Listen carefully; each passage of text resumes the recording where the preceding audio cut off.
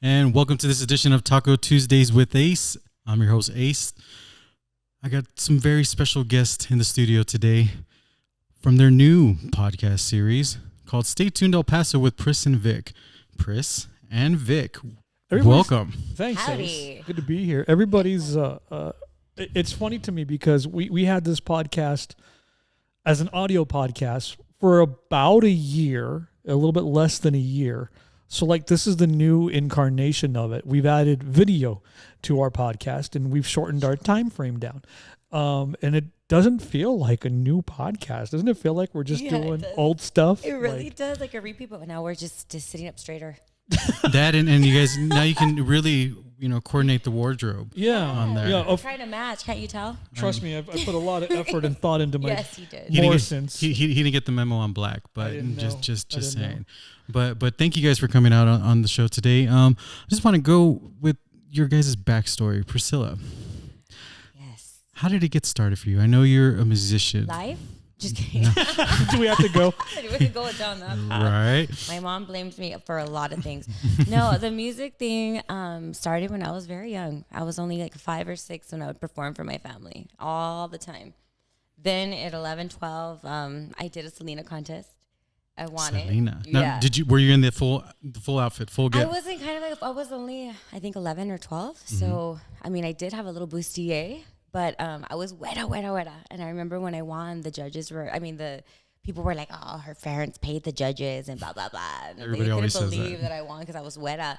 But that made me meet my padrinos artísticos, which was Oscar Rosales, which is one of El Paso's really well-known DJs, as well as he's got a lot of history with a lot of artists that he's brought to El Paso and knows them very personally, and Kathy Biddle. So these two musical influences grabbed me right away to the side. And then, long story short, I'm performing at all the kermeses in El Paso. I mean, all the bazaars. And I didn't sing with live music. I was singing with a microphone and background music. They used to call them pistas. And that's how I did like for many years. I even got a paid gig in Alamogordo, and I was like only 11 or 12, and it was like the biggest thing. kind of like a karaoke type of situation. Yeah, it kind of, I mean, because it's like with karaoke, you get to request. I already went with a list already ready. Sure. And I would perform like just me, and I would do like the whole thing. But yeah, basically it's like paid DAT karaoke. tape, was it DAT? Did you use DAT? We used to do they would record the studio like stuff on tapes, but back then Oscar would do it on like a CD. A compact disc. Huh? Couldn't get DATs. Right, that. Yeah, I know. Now that transition to when you started doing more gigs, where did that come? Well, come I mean, about? after that, I hit high school. Of course, I was in choir and stuff, and then I hit high school, and then you grow up, you get a boyfriend, and you forget about your things. But then shortly during high school, I started coming back again, and I was right after high school, I got real lucky to go into a live original reggae band. Reggae, yes. Wow. I know. It was Jacob Fuentes. I'll never forget him. Rest in peace. He was a really big reason why I came back into the music, and I was able to do with live instruments. And we opened for Pato Paton. We used to open for Rado La Chusma. I met an amazing amount of musicians during this time, and after that, I mean, in my early 20s is when I started in the reggae band. It was called the Main Street Group. And that was before the other Main Street Group came out. Because people are always asking me that. And I'm like, we were first. You were first. And then after that, I don't know, I got married and I had my son. And, you fall off again. But then all of a sudden one day, I'll never forget you, Gil. Gil went and he was our bass player for the longest time with the reggae band. And he randomly knocks on my door, and I was there with my son, and my son was like 2. And I'm home, housewife, just kind of living the domesticated life, loving it. And he knocks on the door. He's like, hey, is Priscilla here? And I was like, is that him? And I opened the door, and he's like, hey, ¿qué pasó? What's up? And I'm like, dude, like, long story short, I'm all, look, I got a kid and everything, I'm married. He's just like, dude, you want to get back together? You want to make a band? And I was like, oh, my God. Oh. So yeah, after that, that's it. We started Broken Time Band. No, I'm sorry, it was called Vaila with a V. With the V. Yeah, I don't know, guys, because there was 5 of us. Anyhow, Broken Time Band was born, and after that, we just started going through so many different musicians, so many different venues. I dropped out of that Broken Time band. I went with another band, Frecuencia, and then came back to Broken Time, and that's where I'm at right now. Now, tell people what it's like performing on stage. It's the most exhilarating, amazing feeling. It's also nerve-wracking and can change like that. It can go like really well, and it can go really not well, and it can go right back up. It just has a lot to do with I think your confidence. It has a lot to do with being as prepared as you can, because honestly, let's be real, you can't be prepared for everything, especially when it comes to music and stuff. You gotta, what do they say? Freestyle. But especially when you've got a live audience. An audience can change everything. The energy of the audience. Absolutely. You'd be surprised how many bully audiences there are.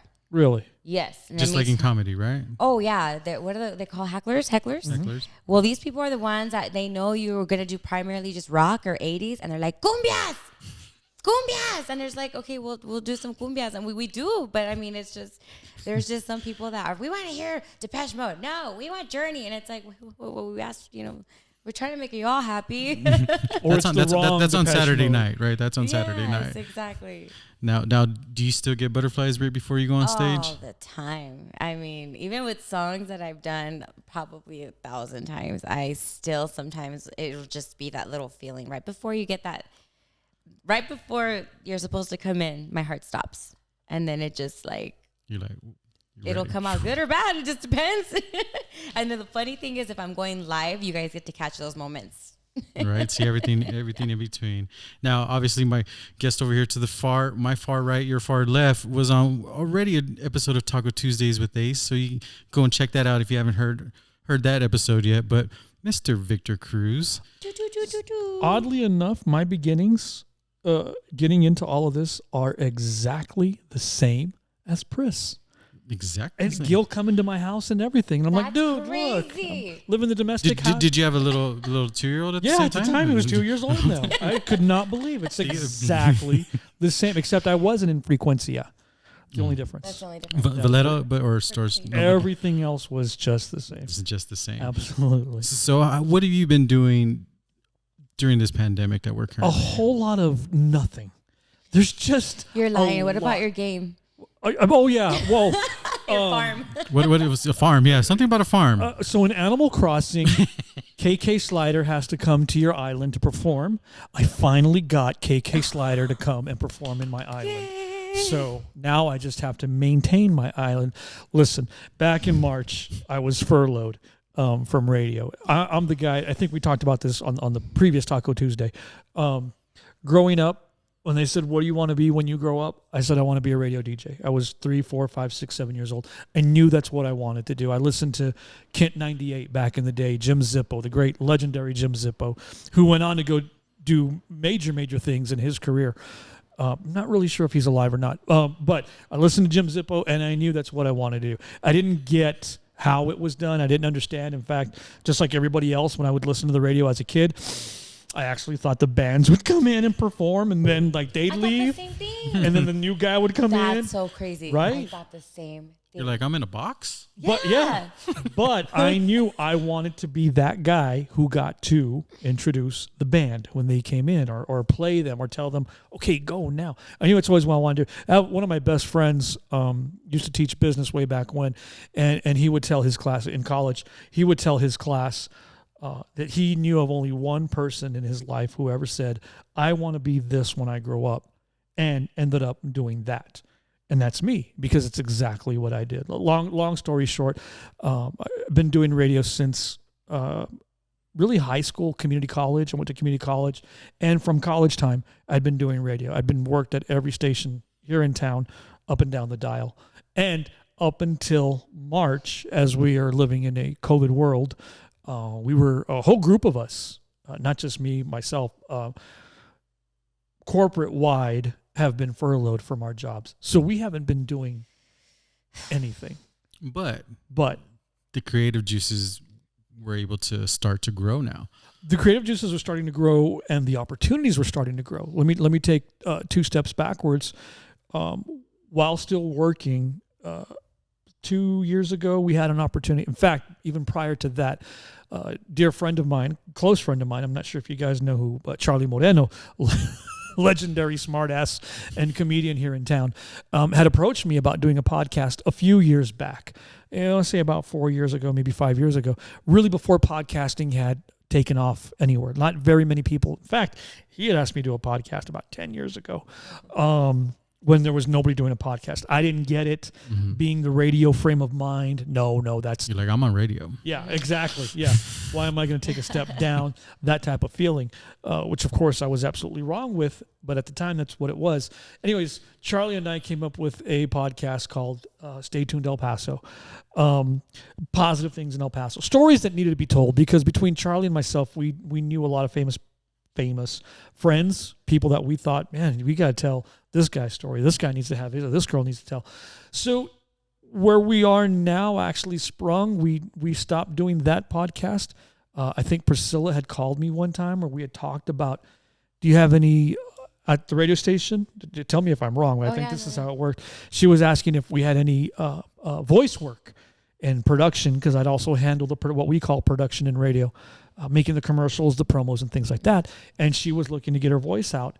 And I said, well, I don't have anything production-wise, but funny you're calling. Perfect timing. We had an opportunity with Chris Babcock, again, legendary newsman, been around forever, and the Herald Post, to do some podcasting through Charlie's blessing. I hope, because he hasn't sued us yet. We were able to keep the Stay Tuned El Paso. He kind of moved on to other things in his life and said, you can have the podcast, and if you need help, let me know, type of thing. And we've moved on from that. We did the audio Stay Tuned El Paso for about a year.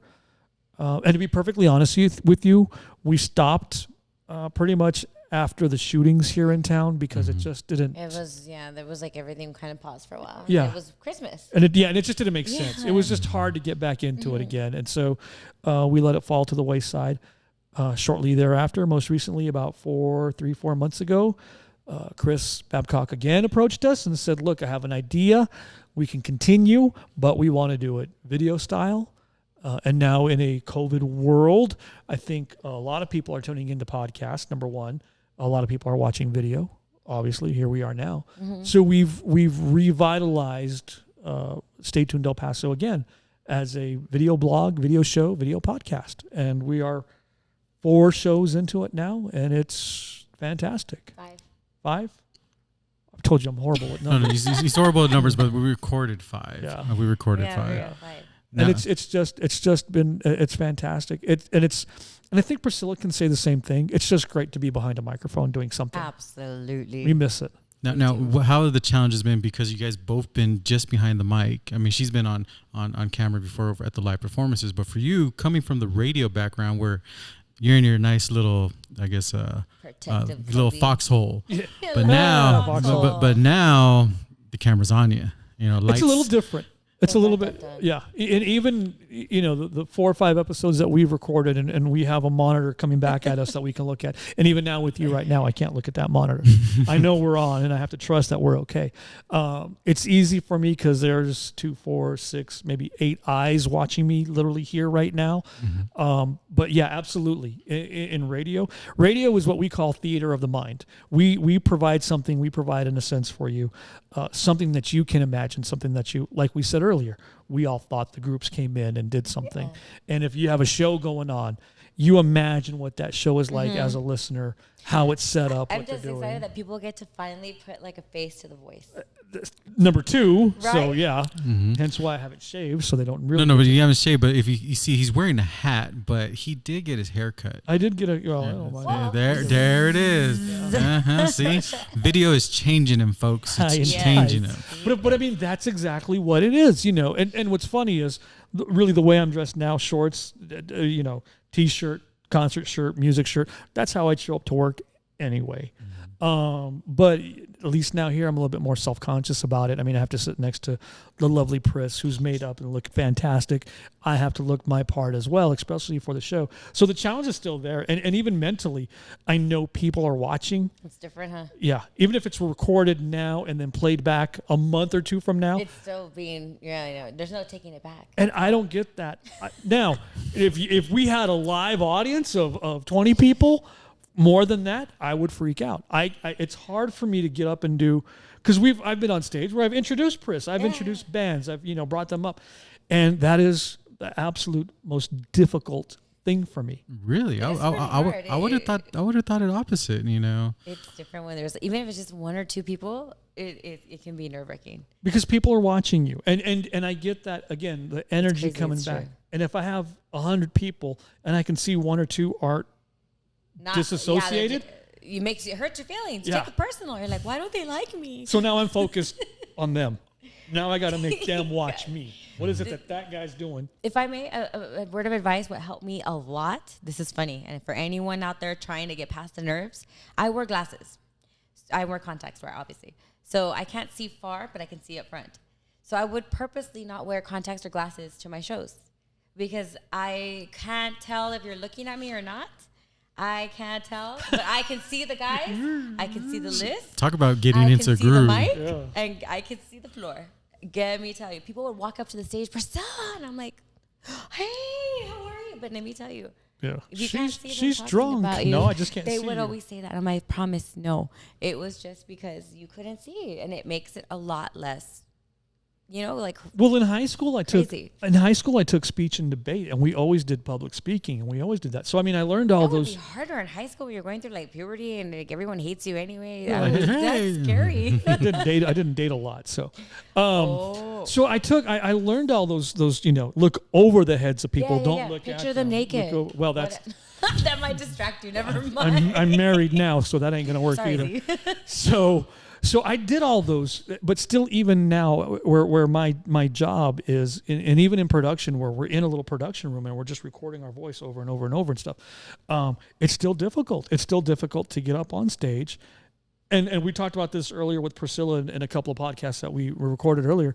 I still get nervous behind the mic. I'll always be nervous behind the mic anytime I turn the mic on in radio, here on a podcast, or more so on stage. On stage is the absolute worst for me. And I've been told that I do it so well. You do? But it's nerve-wracking. Dying in the back. You have no idea. You'll never show absolutely. Yeah, absolutely. Like for me, it's kind of opposite, coming from a sports background, playing sports and, being part of that mystique and that event, when it's game time, you get into that zone. That zone now. Right. So you can't even see the people. Huh? Well, no, not even that, but you're in that zone. It's like, picture my age reference, but remember Over the Top, with Stallone when he turns the hat, it's like that switch. Yeah, you still get the butterflies because it means but you're focused. You're like, all right, they're coming to this event. Let's do our best, and you just want to. All right, it's kind of like a new like a mood. So even though you might be nervous, worrying about if everything's gonna go right, production, but you're still in that kind of like actor mode, like all right, let's do this, and that's what's helped me, whether it be talking to people, creating these shows and all that. You just get into that zone, and even though you're you're nervous and whatnot, that's because it means so much more to you. Care. But just when you come out here, it's like, all right, you're in the zone. Like, all right, you put on that that little like face, poker face. Yeah, exactly. And that's just what's helped me is like, all right, it's cool being part of an event because obviously I can't play professional sports anymore, but you're still driven by that. And like for me, from the photography aspect, it's still cool to be part of that event in some type of fashion, right? And it's like, all right, all these people are coming to this event. You're like, all right, cool. You're like, all right, let's do it. Isn't it the worst though when because I know exactly what you're saying, both of you, but I'm a creature of habit. So once my habits have been established, I go with it.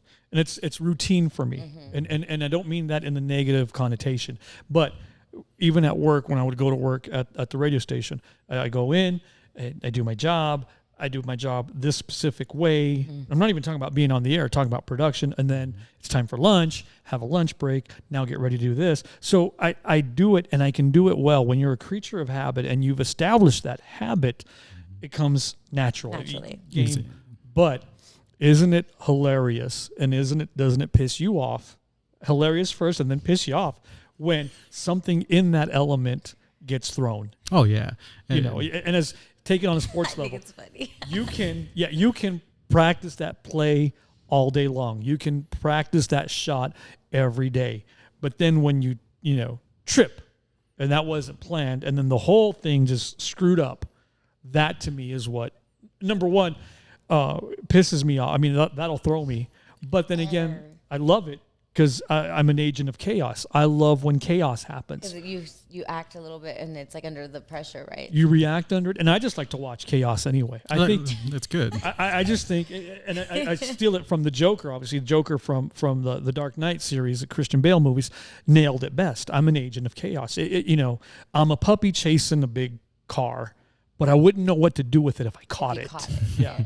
I love and again, just like the thrill of it, but you don't want to get to the end. Yeah, or George Carlin, the great legendary George Carlin. I love that word, legendary. The great comedian George Carlin would talk about hunks of burning debris falling from the sky and people screaming, and I'm sitting there with my popcorn watching it, going, "Yeah, you're that Michael Jackson meme right there. Yeah. That's how it should be.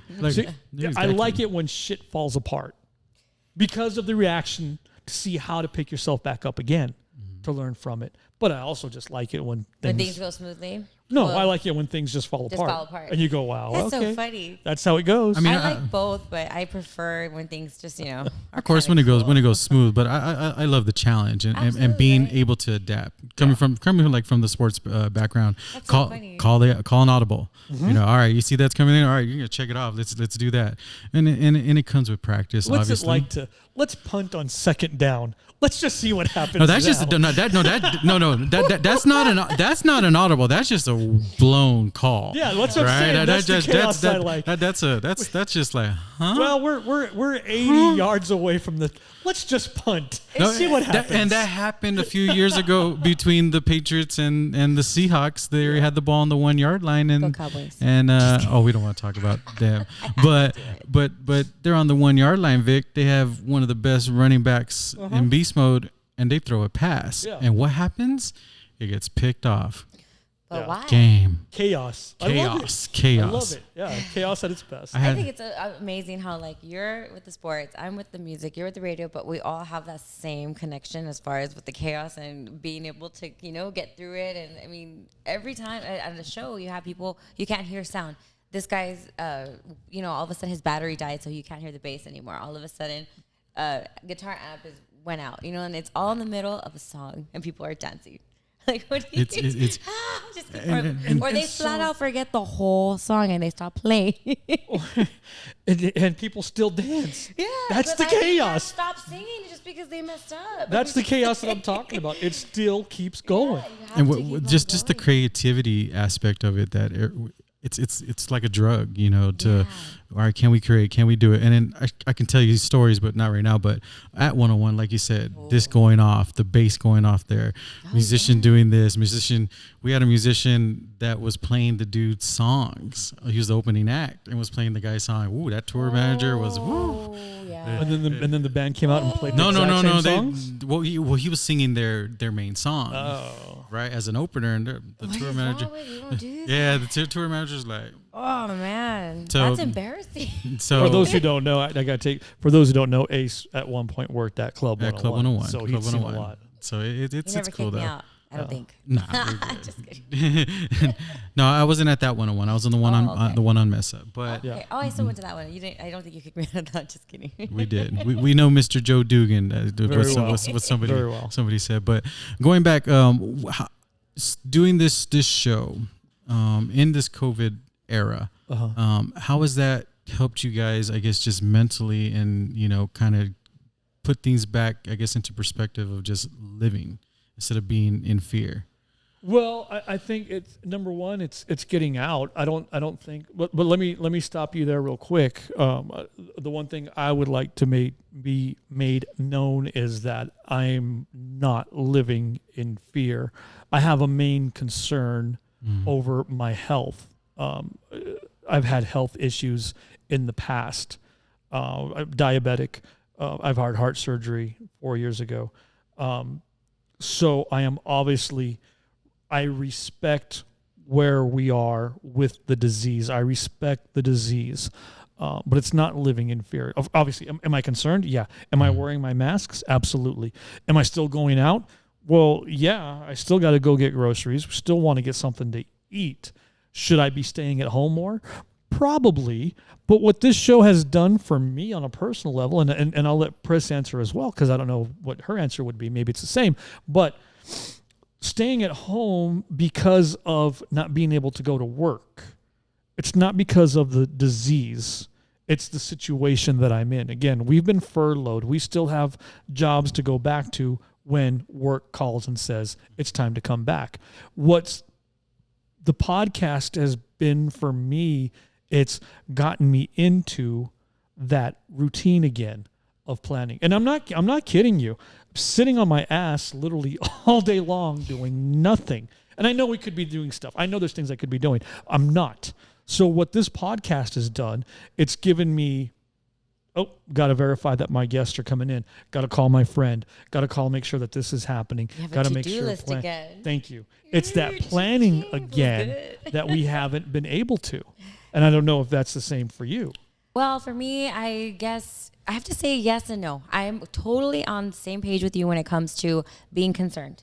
Living in fear. I live in fear anyway. Chaos. You know what I mean? Like, I'm always scared of getting hit by a car or tripping over my own feet or over the microphone. You got to wear your glasses and contacts, though. I am right now. We just found out. That's what the problem is. That was some of the time. Tripping because I'm tripping. No, but I mean, honestly, like this time that I've been working the whole since the beginning of the shutdown, which I'm very, very grateful to have been. I'm very blessed. Mm-hmm.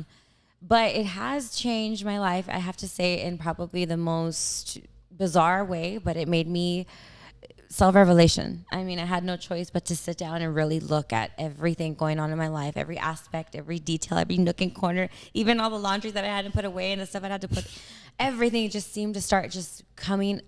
I was always so tired and lack of sleep because I was just like, yes. That little cat where like it says, yeah, sure, I'll do it. And I'm just like already fried. That's what I was at before. I wasn't able to fully, I think, fulfill all my goals 100 wholeheartedly. I wasn't even able to give any of my jobs 100%. I wasn't able to give my family 100%. Or, you know what, give myself 100%. So this really did open my eyes for that. And being able to work during this time, being able to still be connected to amazing people like you, and being able to come on board doing the video with this podcast has just been, I mean, blessing upon blessing upon blessing. Let me flip it on you. Is that how you? I think she said a lot of also what a lot of people are thinking and feeling is that we've taken this time, whether we're working or not, for self-reflection. You've looked at yourself and have looked at who you are as a person on the inside. I hope people have done that. Have you done that with yourself as well? And just yes. I mean, it's been a big change. You know, I used to do the double job, and that job let me go due to their restructure with the whole COVID stuff. But it was another opportunity to, all right, let's go at this 100% and be all in. You know, the whole creative side. I love the challenge. You know, single, no kids, so I have that, I guess, luxury to take on those new challenges and risks because I don't have a little one that's, you know, so it's 2020 has been, you know, like I said, putting things into perspective. 2020 and it's been amazing for the most part. I mean, creating new shows, you know, interacting with new people, you know, helping people, you know, find peace and get that creative juices going. So we got to take one day at a time and make the best of it. Excuse me, I can't talk right now, but we never know when the end's going to be. Like I said, I know living in fear wasn't probably the best phrase for it, but like you said, it put things into perspective. Like, oh shoot, do I really need to do that? And I think, Right. and dare I say it, dare I be so bold? It's only obviously in my opinion, but I also think there should be a little bit of fear, if not so much fear, but respect. Realization. Yeah. Like, hello. Respect for what the disease is and Abre what los it's ojos. done worldwide, though. It's something that's legit. And I'm not talking about you walk outside and you're going to die. So mask up. No, of course not. That's ridiculous. You can if a bus hits you. Yeah, okay, but that's going to happen anyway. That's what I'm saying. You know, You can't live like that. Exactly. you can't live like that. But I think there needs to be a little bit of that so that people do take it a little bit more serious, especially where as we are recording, our numbers are coming up so high. Yeah, it's unfortunate. Now, again, I understand there's more people being tested, so we're going to see higher numbers. I get it. But the fact of the matter is the numbers are still high. Wash your hands. It's simple, you know? So I think a lot of people need to still respect. I don't want to agree. try to get too political into all of this. No, but I like respect is a human trait, not a political trait. Yeah. You know, and just respect one another, respect people's beliefs, respect people's opinions, and respect people's choices. Respect the Back off. situation, the situation that we are in worldwide. We're all in It's this not together just as here. humans. Yeah, Okay? we're not. Let's not be egotistical and xenophobic about. Well, it's not happening to me. So it's like, man, It's happening Right. everywhere. All So of us. just the sooner we can all get through it, the sooner we'll be through it. I guess. is and what I like the term, and I hate to be, I guess, cliche, but you know, pressure equals focus, right? Yeah. You From know, diamonds comes pressure. and going off of the late Dale Earnhardt, remember seeing one of his interviews about fear, because people go, "Oh, I'm fearless. That technically isn't really a good thing to have. Yeah. That means you don't care. So what he always said, which always, you know, caught my eye, he's like, I'm in fear every day of not being good enough as a driver. You know, that Mr. Childers will pull me out because, you know, of losing my job, you know, that I'm not the best driver, even though he was one of the greatest at that time. Keep your humble. Yeah, he's like, Keeps you down he's here. all, and if I keep saying that I did this, he's like, I hope he comes and punches me in the mouth because I didn't do it by myself. Yeah. And that type of mindset, you know, for me personally, it just helps because, like, all right, you respect the fear. It's going to give you that pressure that makes you focus on what you need to do and squeeze out the real good stuff. exactly. The good Exactly. juices. Now, don't be reckless, but still, you know, respect it. Like, just like when you're racing, you know, you respect the road. Yeah. You know, respect it, because as soon as you don't, it's gonna come and bite you, and you think you're greater than it. Boom. Well, and the best example I can use, and again, I have musical ability zero. I cannot pick up an instrument. I can do sing. this.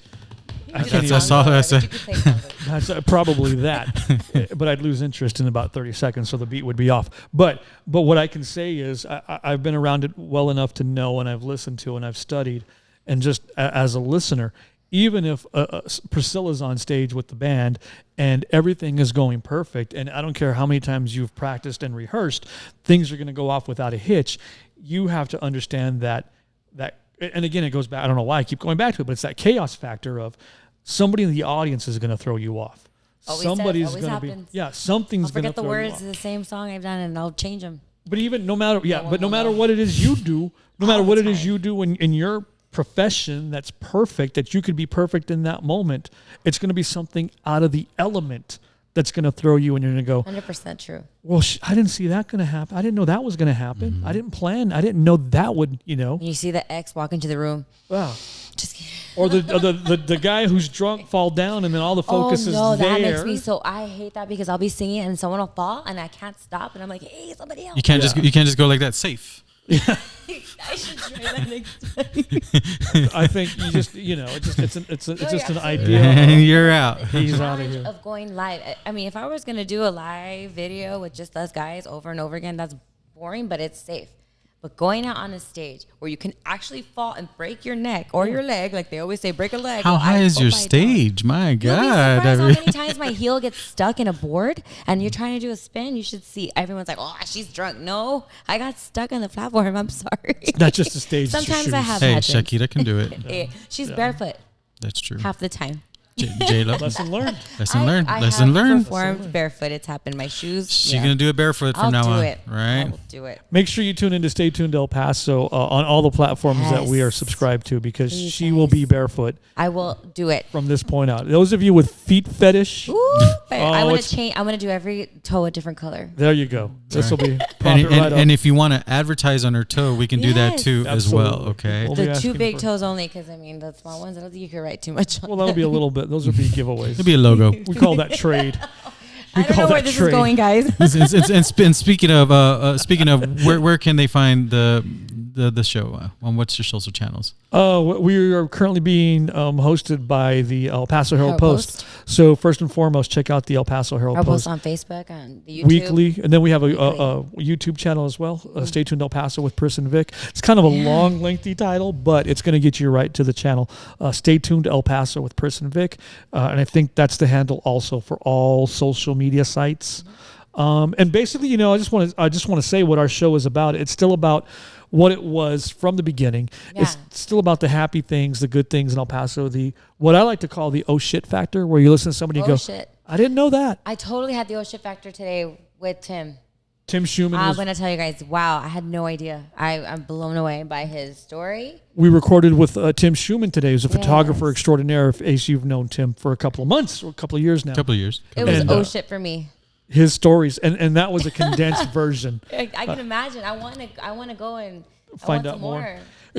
You'll get stories like that about locations here in town, people in the town Yeah. who've just made El Paso what it is, and that's what you're going to hear with our Yeah, our Stay Tuned El podcast. Paso is all about the legends, right? I Say hope it again. so. Legendary Legendary. legends. We're gonna make that a shirt for him. Legend. Legendary. All right. Legendary. So stay tuned. We'll throw a link out there. You guys can buy it. Nice. Would you like to be interviewed by the legendary? Yeah. Very. Are you a legend? Yeah, that's right. I am legend. I think that was a movie or something, right? don't I know. am. Oh, the dog dies. No, no. I have a haven't- German Shepherd. I can't do this I movie. haven't seen it yet, so Well, don't watch it. The dog thanks for dies. that. Right. Don't watch it. But I appreciate it. So, guys, you can make sure you guys check out Stay Tuned El Paso with Priss and Vic. Hit that like button on all their pages on there. Are we? This is Taco Tuesday, right? This is Taco Tuesday, this Where and are my one on a tacos? Tuesday. they did this. This will air on a Tuesday, and So yes, where's the the tacos. Oh, okay, sorry. We're I don't know. Taco list today. We're taco-less today, but I'll owe them some tacos again. Just like Felix, I owe you tacos too. I can't But wait to cobrar. but yeah, I owe them tacos, but I was producing their shows, so I We couldn't owe go get him it. a steak now. You know who you owe. He owes us tacos. We owe him steak. You owe intern Jennifer some tacos. 'Cause Right, she's back there pushing the She's buttons. putting the bus in. She went from intern to producer in like, 2 weeks. What the heck? Hey, God bless you. hey, that life Bernard? comes. Life I don't comes. know, man. Life comes at you fast. Yes, tell us about Bernard. Bernard is my very lovely friend. He protects the outdoors. He's a hooter. And he's a hooter. He's a hoot. I'm not. Couple hooters here, guys. Couple. I'm not even. No, I'm not even. Yeah, Bernard's just my friend. I'm married. You guys have your own little. Where's your? Well, The everybody knows backstory that. is because we needed something. Victor Everybody is has is their- a diehard Prince Yeah, fan. that's my third eye girl, Prince. Third Eye Girl. I have my homeboy Snoop here, and of course Mr. Deadpool. And I have Bernard. So we needed her to bring something, and She brought her Hooters. she brought her Hooters. Hooter. Chewy Hooter. died. Yeah, I had two, but Yes. Chewy didn't make it. Rest in peace, Chewy. But Bernard is up in he's still here. He's got a little bit of a dent. A but little dent, yeah. he's okay. I was indeed talking about Chewy. Yes. Chewy. but for, So if you want to see Priscilla, more of Priscilla and her Hooter, Amber, make sure you Hooter. tune in to Stay Tuned El Paso. like I said, And maybe Taco Tuesday again with Ace. We'll come Yes. back and be a guest. Right. Taco Tuesday. But I appreciate you guys taking Thank the time you. out, coming out. Great Like I being said, here. Stay Tuned El Paso. You can find it on all the social media links. Taco Tuesday as well. So coming live from the downtown spaces here in Thanks downtown to El Downtown Paso. Spaces, yeah. Thank you for tuning in to this episode of Taco Tuesdays with Ace. For Vic, Priss, and myself, bye. Me and Pris are going to go get some tacos. Tacos. Taco. And they owe me a steak.